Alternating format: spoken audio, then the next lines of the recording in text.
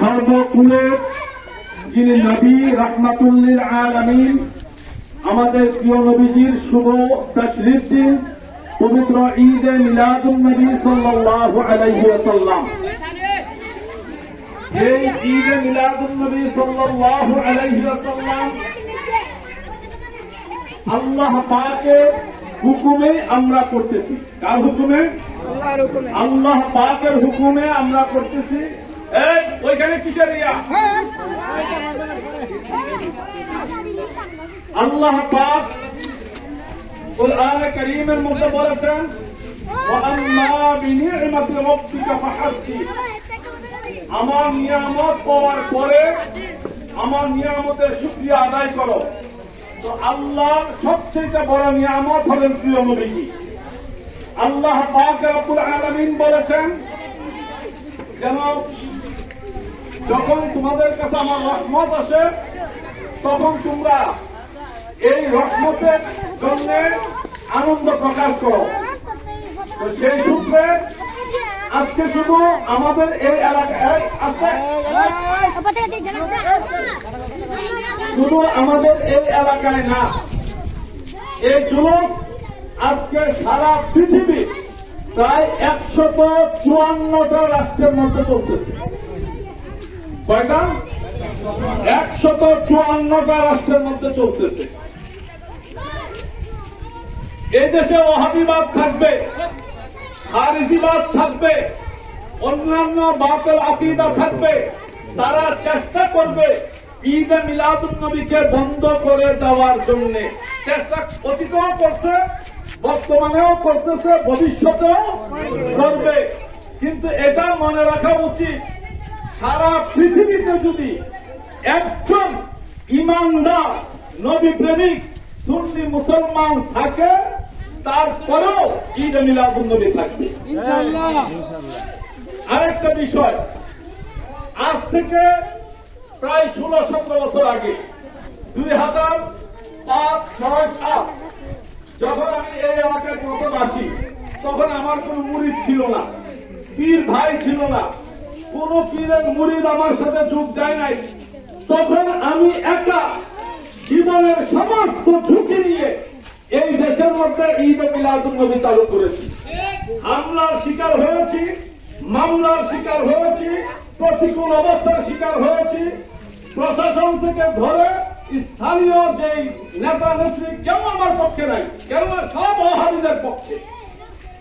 আমি সেদিনও কাহারো কাছে মতি স্বীকার করি নাই, কারণ এই মিলাদুন নবী এটা আমার নবীজির মিলাদ, এটা আমার রাজনৈতিক দল না।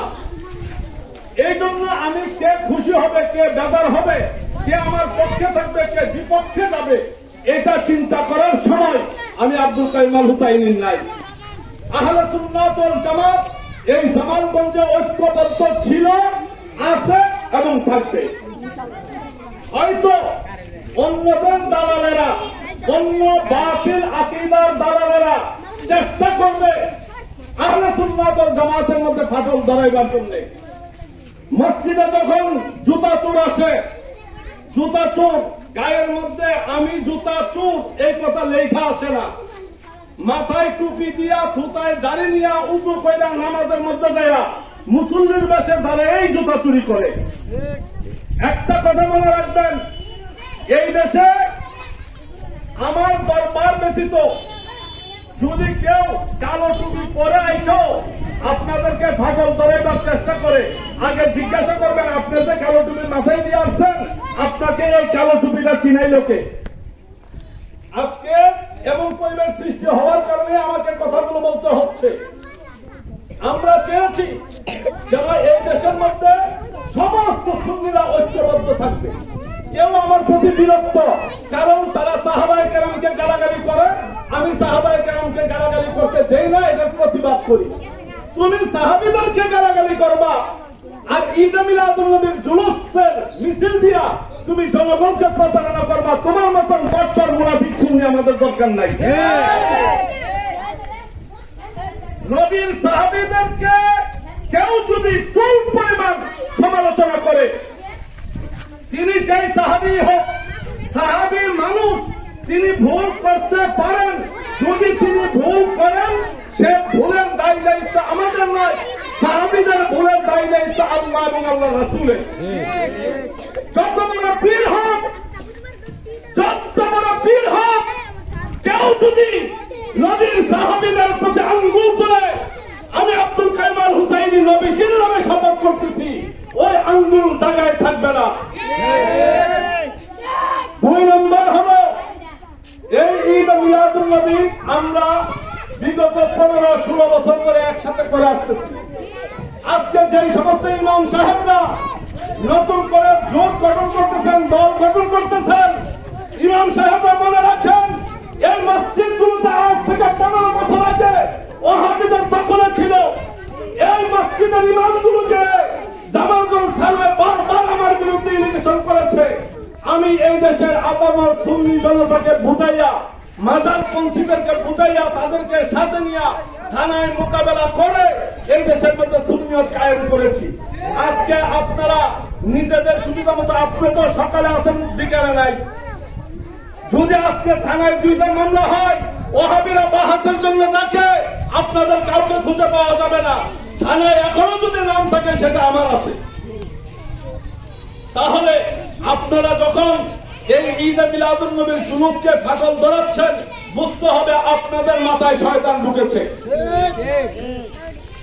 3 নম্বর, আমার বাপ, আমার ভাই, আমার ছেলে সব ইমানদার হয়েই যাবে, সব পাক্কা মুসল্লি, সব জান্নাতি, এটা আদৌ সত্য না। নবীর ঘরে নবীর সন্তানও কাফের হয়েছে, নবীর স্ত্রী কাফের হয়েছে। বিদায় আমার আত্মীয় স্বজনের পরিচয়ে বা অন্য পরিচয়ে যারাই এই ঈদ মিলাদুন নবী এবং সুন্নি জামাতের মধ্যে ফাটল ধরাচ্ছে, বুঝতে হবে তারা তাদের নিজেদের স্বার্থের কারণে হয়তো আমার কাছে একটা জিনিস তারা করতে চাইছে, নিয়ম মাফিক এটা হয় নাই, আমি এটা স্বীকৃতি দেয় নাই, এই জন্য তারা যায় রাতের বেলা দল বুঝাইছে, আমি সুদূরের সাথে নাই, আলাদা করো।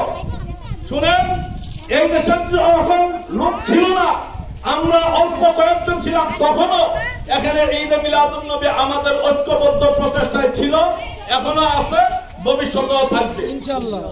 এখন থেকে আমি যুব সম্প্রদায়ের উদ্দেশ্যে কথাটা বলতেছি। এবার এবং গতবার 2 বার আমরা তাদেরকে দেখেছি। কয়বার দেখলাম? 2 বার দেখেছি।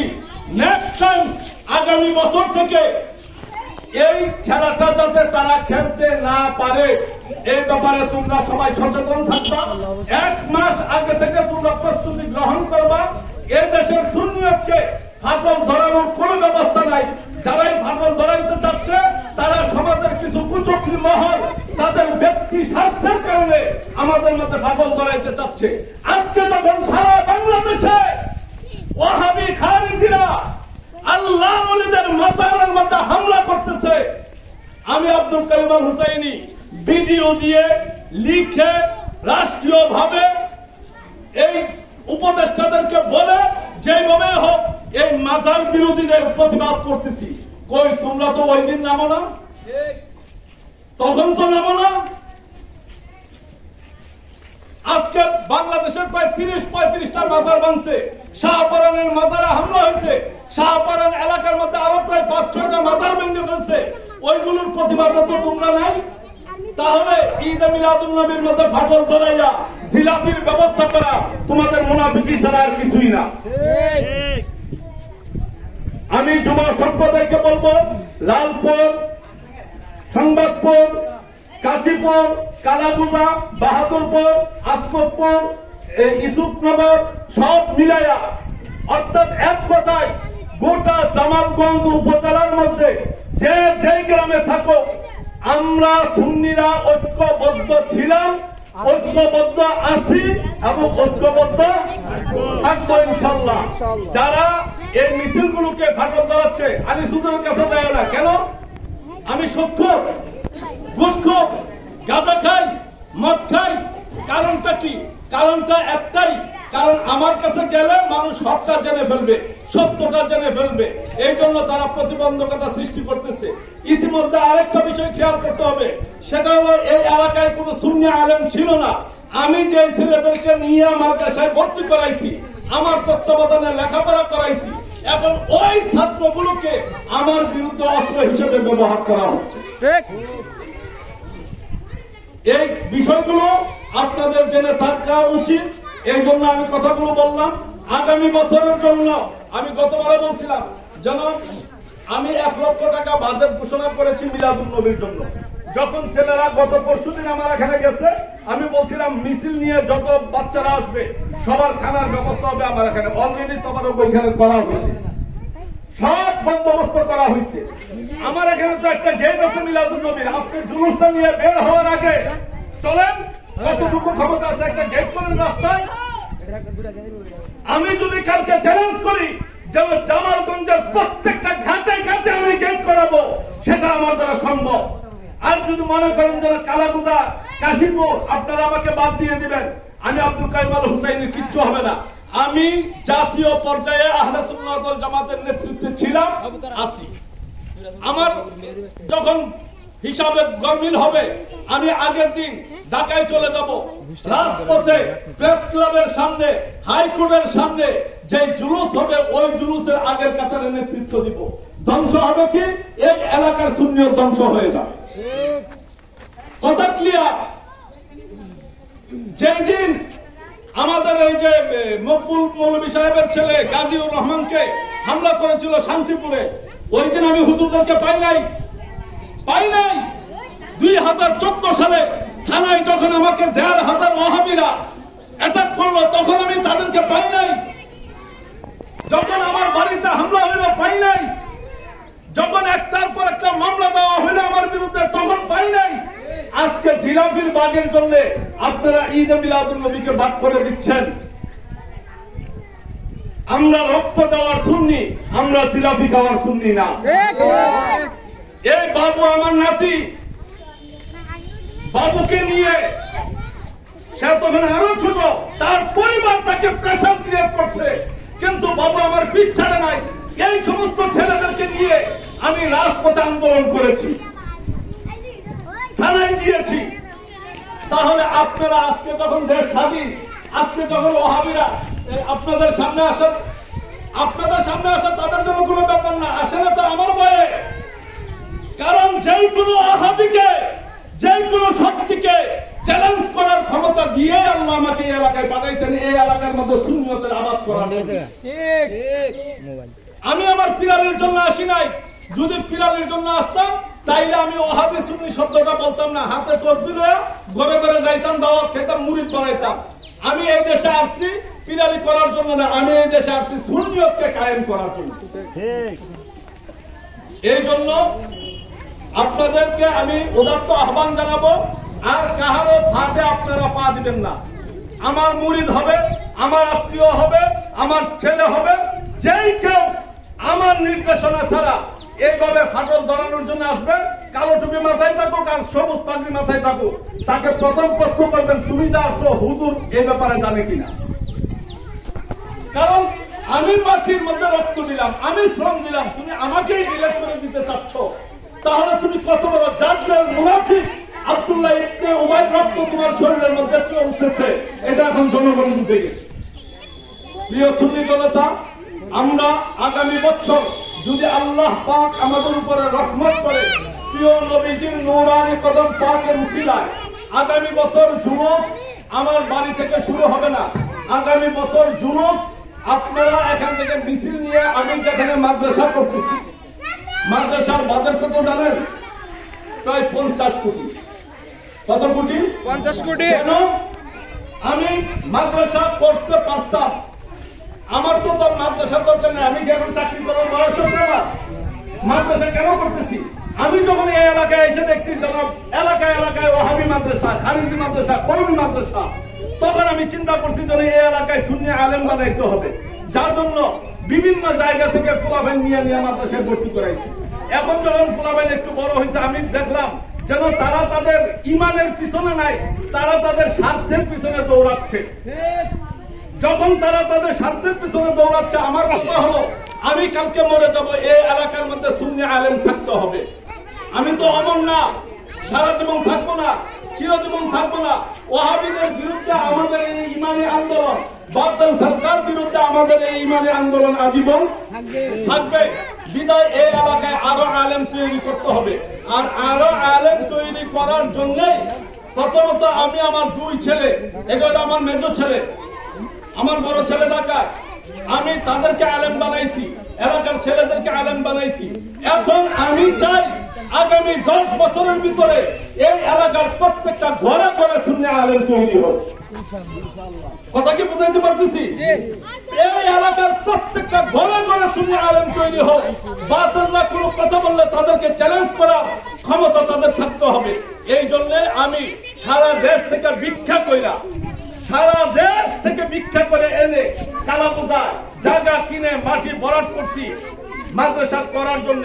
আশা করি আগামী জানুয়ারির ভিতরে আমরা হিফজখানা এবং নুরানি চালু করতে পারবো এবং 2-3 বছরের ভিতরে আমরা একবারে দর্শে নিজামি সহ দাখিল পর্যন্ত চালু করার চেষ্টায় আছি।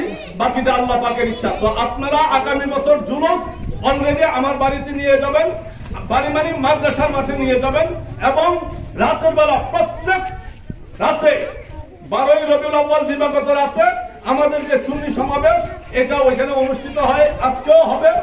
বাকি কথাগুলো আমি সেখানে বলার চেষ্টা করব। আল্লাহ পাক আমাদের এই জুলুসকে নবীজির কদম পাকের মধ্যে কবুল করুক। সবাই বলুন আমিন। এই জুলুস যেন আমাদের জন্য হাসরের মাঠে নাজাতের উসিলা হয়। সবাই বলুন আমিন। যারা কষ্ট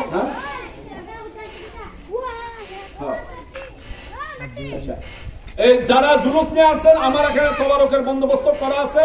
আমি এই জন্যই চাইছিলাম বলে জুলুসটাও ওইখানে থাকবে, সবাই ওইখানে তবারক খেয়ে বাচ্চারা তারপরে যাবে। কিন্তু একটা হট্টগোল লাগাই দিছে কিছু কুচক্রী মহল। আল্লাহ পাক তাদের এই শয়তানি ওয়াসওয়াসা থেকে আমাদের সবার ঈমান এবং আকীদাকে হেফাজত করুক। সবাই বলুন আমিন। আমরা সংক্ষিপ্ত মিলাদ করব, মোনাজাত হবে, এরপরে আমাদের মিছিল জুলুস আজকে এই পর্যন্ত আমরা সমাপ্তি ঘোষণা করব। আল্লাহ